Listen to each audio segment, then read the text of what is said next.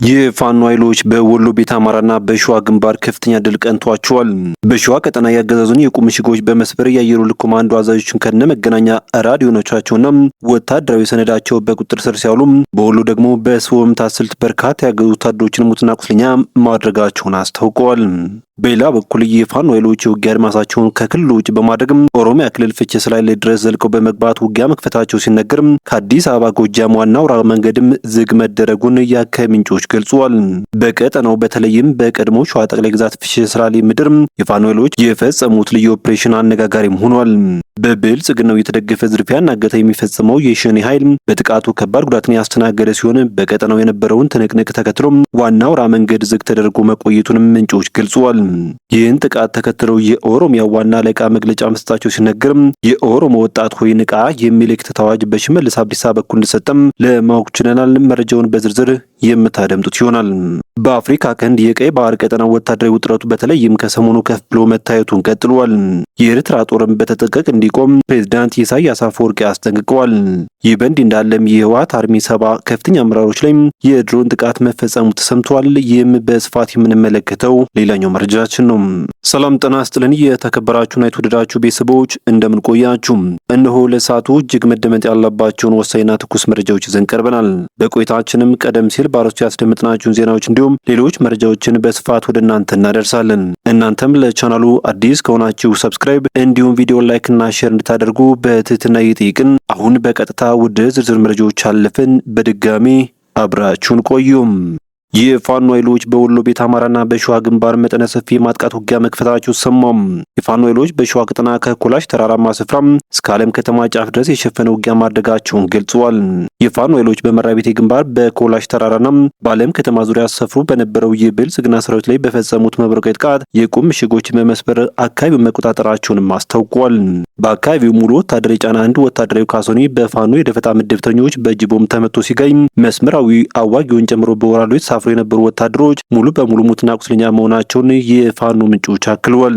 በዚህ የግንባር ውጊያ በርካታ የጦር መሳሪያዎችና ወታደራዊ ቁሳቁሶችን ከማረክ ባሻገር 3 የአየር ወለድ ኮማንዶ አዛዦችን ከነመገናኛ ራዲዮናቸው እንዲሁም ወታደራዊ ሰነዳቸው በቁጥጥር ስር መዋላቸውን በግንባር መረጃው ላይ ተመላክቷል። ይህን ከፍተኛ ወታደራዊ ድል ያስመዘገበው የአማራ ፋኖ ብሔራዊ ንቅናቄ ሸዋ ጠቅላይ ግዛት አሳምነው ዕዝ አጼ ዘርዓ ያዕቆብ አንደኛ ኮር ሲሆን የፋኖ ኃይሎች በመራቤቴ አውራጃም በታሪካዊቷ የኮላሽ ተራራማ ስፍራና በዓለም ከተማ ዙሪያ የሚገኘውን አካባቢም ሙሉ በሙሉ በቁጥጥር ስር መዋላቸውም ተረጋግጧል። ከዚህ በተጨማሪም በዞማ ዙሪያና ከዓለም ከተማ መውጫ በአካያ መስክ የሰፈረውን የብልጽግናው ኃይል በሌላኛው የክፍለ ጦሩ ሻለቆች በቅንጅት ተቆልፎ የተያዘ ሲሆን በተደረገው የጨበጣ ውጊያ ያገዘው ዞር ክፉኛ ተመትቷልም የተባለው። በዚያው ውጊያ አንድ ሙሉ ያገዙ ታጣቂ የጫነም ኦራል ተሽካሪ ልዩ ቦታው ዘይታ በተባለ ቀበሌ በቦምብ ተመቶ ከነጫነው የሰው ኃይል ወደ አመድነት ተቀይሯልም ተብሏል። የአገዛዙ ጦር ወታደራዊ ሽንፈቱን ተከትሎ ከፌጥራ እስከ ዓለም ከተማ ያለውን ጥምር ኃይል በማንቀሳቀስ የኮላሽን ኃይል ለመታደግ ቢሞክርም በዓለም ከተማ አቅራቢያ በተጣለበት አስደንጋጭ ደፈጣም እቅዱ ሙሉ በሙሉ መክሸፉን የፋኖ ምንጮቹ አረጋግጠዋል።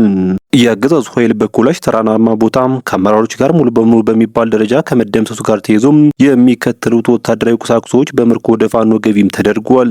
በዚህም መሰረት 3 የኮማንዶ አመራሮች፣ 1 ብሬን ከነሙሉ ሸነሸሎም፣ 7 ክላሽንኮቭ ጠበንጃ፣ 3 የቃታ ብረት፣ 2 መገናኛ ሬዲዮ፣ 2 ኤፍ1 እጅ ቦምብ፣ 12 ካዝናና 7 የደረት ትጥቅ፣ 360 የክላሽ ተተኳሽ ጥይቶችና ሌሎች በርካታ ልዩ ልዩ ወታደራዊ ቁሳቁሶች ወደ ፋኖ ገቢ መደረጋቸውን በግንባር መረጃው ላይ ተመላክቷል። በፋኖ ኃይሎች ክንድ የደረሰበትን ከባድ ኪሳራ ያልተቋመው የብልጽግናው ኃይል በተለመደ የሽንፈት ባህሪው ዙ 23ና ሞርተር በመጠቀም በንጹሃን አርሶ አደሮች መኖሪያ ቤትና ንብረት ላይም ጥቃት መፈጸሙን ከአካባቢው ነዋሪዎች ሰምተናል። ይህ በእንዲህ እንዳለም የፋኖ ኃይሎች የውጊያ አድማሳቸውን ከክልሉ ውጭ በማድረግ በቀድሞ ሸዋ ጠቅላይ ግዛት በአሁኑ ኦሮሚያ ክልል ፍቼ ሰላሌ መዝለቃቸው ሰምተዋል።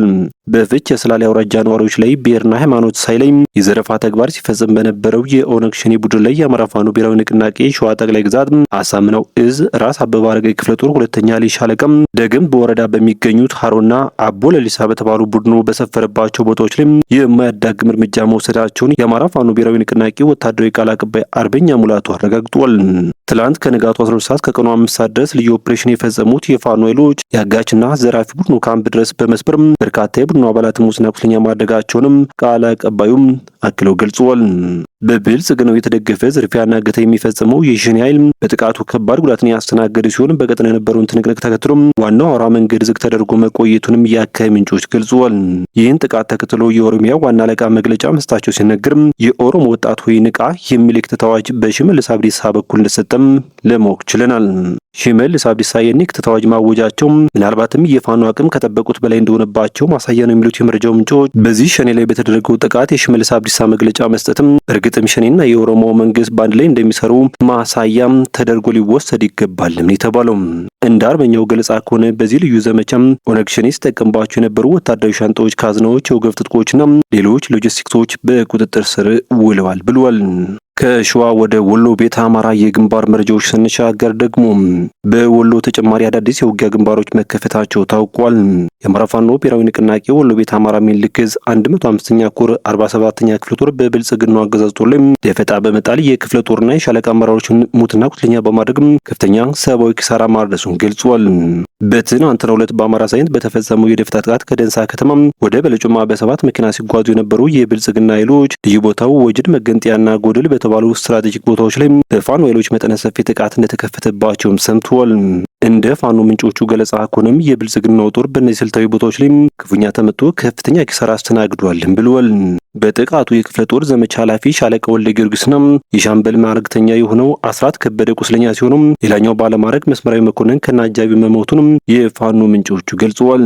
አመራሮቹን አጅበው በፓትሮልና በካሶኒ ሲጓዙ ከነበሩት ውስጥ በድንገተኛ የቦምብና የጥይት ጥቃት ተጋላጭ በመሆናቸው ከፍተኛ ቁጥር ያላቸው መሰረታዊ ወታደሮች በጥቃቱ እንደሞቱም በግንባር መረጃው ላይ ተመላክቷል።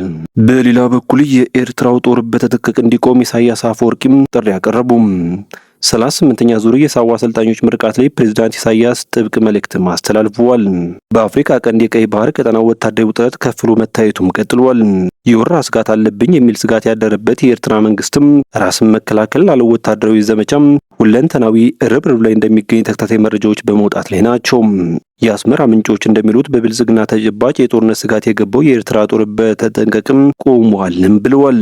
በሳዋ ማሰልጠኛ ማዕከል የ38ኛው ዙር የብሔራዊ አገልግሎት አባላት የምረቃ ስነ ስርዓት ትላንት ሐምሌ 4 ቀን መካሄዱን የዘገቡት የሀገሪቱ የዜና ምንጮች ጦሩ ለግዳጅ ዝግጁ መሆኑን በዘገቦቻቸው ላይ አመላክተዋል።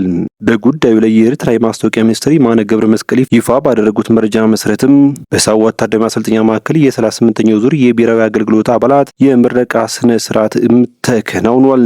በዚህ የምረቃ በዓል ላይ የሀገሪቱ ፕሬዝዳንት ኢሳያስ አፈወርቂ ተገኝተው ንግግር አድርገዋል። ፕሬዝዳንቱ ተመራቂዎቹ ወታደራዊ ግዴታቸውን ለመወጣት በተጠንቀቅ እንዲቆሙም አጽንኦት ሰጠው አሳስበዋል። የተወደዳችሁ ቤተሰቦች መረጃችን ሲቀጥል በሱዳን የውክልና ጦርነት ውስጥ የአልቡርሃን ጦርን ደግፎ በሙሉ አቅም በመዋጋት ላይ የሚገኘው የህወሓት አርሚ 7 በኮርሙክ ግንባር ከፍተኛ ጉዳት እንደደረሰበት የሚያመላክቱ ተከታታይ መረጃዎች መውጣታቸውን ቀጥሏል።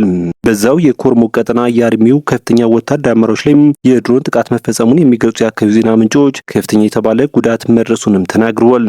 በድሮን ጥቃቱ ከተጎዱት የአርሚ 7 አመራሮች መካከል ኮሎኔል ዮሐንስ የተባለ የአርሚው ምክትል አዛዥ ከዚህ ቀደም የ702 ኮር አዛዥ የነበረው ኬዶ የተባለ የጦር ክፍል ዘመቻ መኮንን፣ የኮር 3 ዘመቻ አዛዥና ምክትል አዛዡ መልካሙ የተባለ የጸረ አውሮፕላን አዛዥና በርካታ ቁጥር ያላቸው ታጣቂዎች በኮርሙክ ግንባር ጉዳት ማስተናገዳቸው ሰምተዋል።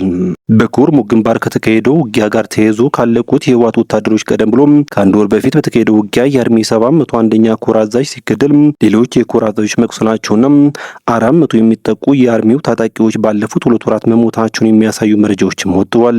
በተመሳሳይ ከሰሞኑ ከምስራቅ ሱዳን በኩል ወልቃይት አቅጣጫ ተንቀሳቅሶ ኮርሙክ የገባው ጦር ከባዱን ጉዳት ያስተናገደው በዋናነት በድሮን ጥቃት መሆኑም ተመላክቷል። የተወደዳችሁ ቤተሰቦች ለሰዓቱ የነበሩን መረጃዎች እነኝን ይመስሉ ነበር። በቀጣይ በሌሎች ዜናዎች እንዲሁም ጥቆማ እስከምንገናኝ በያላችሁበት በሰላም ቆዩኝ።